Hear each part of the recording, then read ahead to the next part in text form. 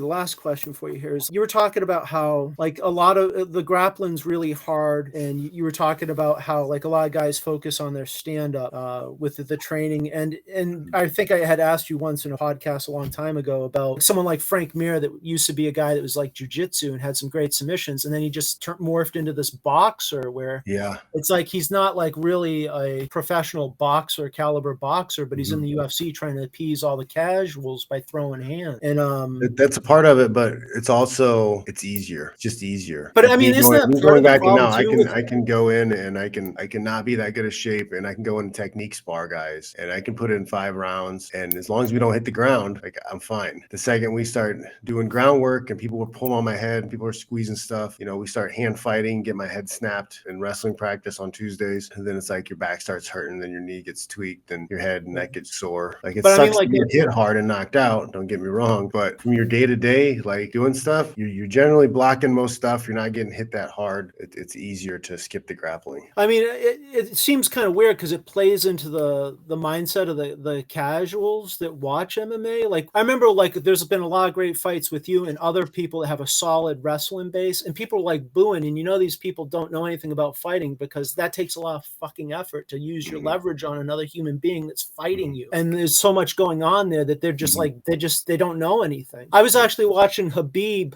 fight Conor McGregor at this bar in town in Portland, Oregon called the Marathon. There was like some drunk kid, like this standard typical BS, like get up, that fight ain't, like that a ain't real fighting. man. It's like the dude's like an artist. He just laced up the legs and he's beating the shit out of him and told him, hey, talk shit. That's not fighting. No, I mean, yes, people get conditioned to like what they think a fight is. There's like a psychological term, I can't remember what it's called, but it's like when somebody knows so little about a subject that they can't understand how little they know about the subject. Dunning-Kruger effect. Dunning-Kruger effect.